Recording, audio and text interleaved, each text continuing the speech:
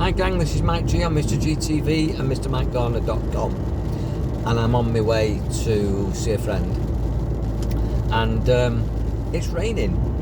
So what do you do when it's raining? Well, for me, you do exactly the same as what you were going to do if it wasn't raining, because raining is a program, and all the time we're running programs, and the program is that you've made a decision about what you can do in the rain, that this is good weather, this is bad weather. But the fact is, it's just weather, and the good and bad is the decision that you've made. If, as a child, when it rained, you were told that you couldn't go out to play, or maybe, you were told, oh, you come in, don't get wet, don't do this, don't do that, then you will have that opinion of rain, and you will use that because it becomes a self-limiting belief. But as a child, if you were told to take an umbrella or put a hat on and wrap up warm and put your pack-a-mac on, that's a word you don't hear very often, pack-a-mac, but put your cagoule on or whatever, and get out there and get to school and go and see your friend and go to the park, it's only raining, you're not going to rust. Which was what my parents used to say to me, you're not going to rush, go out and play. Then to me, rain's just rain, and I actually love the rain. It makes me feel alive. So everything that you experience is a program, and it's based on a decision that you've made in the past, and it's not just about weather. It's about foods that you made decisions about in the past, quite often when you were a child. It's about relationships. It's about what you're good at and what you're not good at. It's about your self-image, in other words, what you think about yourself. It's usually based on what other people have said. You're stupid, you're a waste of space, you'll never amount to anything, if that's what you were told as a child. Why aren't you like your sister? Why aren't you like your brother? All that sort of stuff. And if you carry these past labels forward, then it affects your now experience. Well, let me tell you that you can rewrite your past.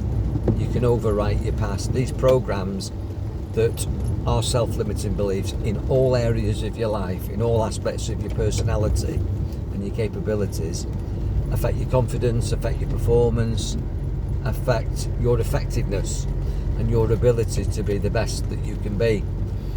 But you can change everything. You can rewrite those programs, you can overwrite those programs, you can consciously make some new decisions, you can let go of anything that doesn't serve you and install stuff that does serve you, and that's, as a hypnotist, is the tools of my trade. But just understand that when you make an observation, basically you're on repeat, and you're repeating what you've decided in the past. That in any moment what you're doing is you're getting sensory information through touch, taste, sight, sound and smell. You're viewing your environment, and you're going into your memories to basically see what decisions you've made about this in the past. So if it's raining and you've always not liked rainy days, then you're not going to like rainy days. If you've always been scared of spiders because as a child your brother or sister put a spider down the back of your neck, or a spider went into your face as you went through a cobweb, then you're probably always going to have that sort of shock horror when you see a spider in your adult life. One of the things that I find quite often is that public speaking is something that holds people back, and these days, because of Zoom calls and virtual meetings and making presentations in sales, or just selling your product or service, or just in a relationship communicating with your friends and your partners and your work colleagues left and right of you, if you can't communicate because maybe at school you were laughed at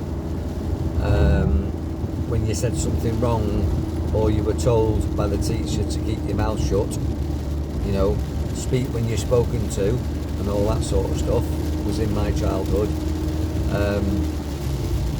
Not in the home, but quite often in a authoritarian grammar school, all boys that I was in, very strict, and you knew your place, and if you didn't know your place, it was hammered into you in those days.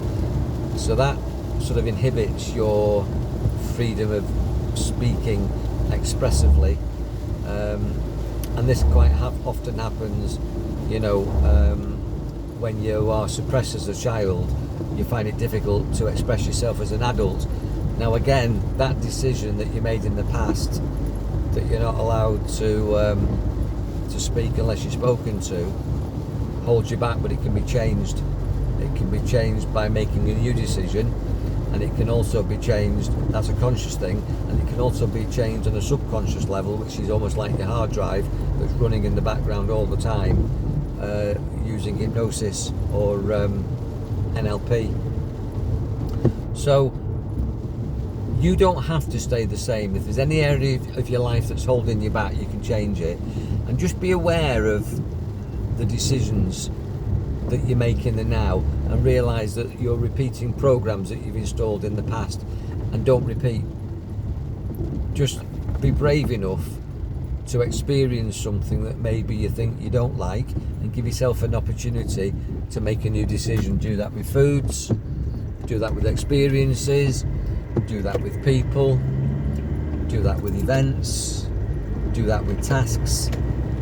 Be born again, reinvent yourself. You don't have to live a Groundhog Day, doing what you've always done, thinking what you've always thought.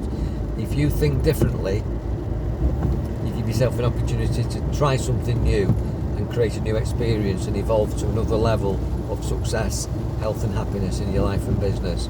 Do that, be powerful, enjoy your mind, and if it can help you and you need a chat, I'm here for that. Have a wonderful day. God bless.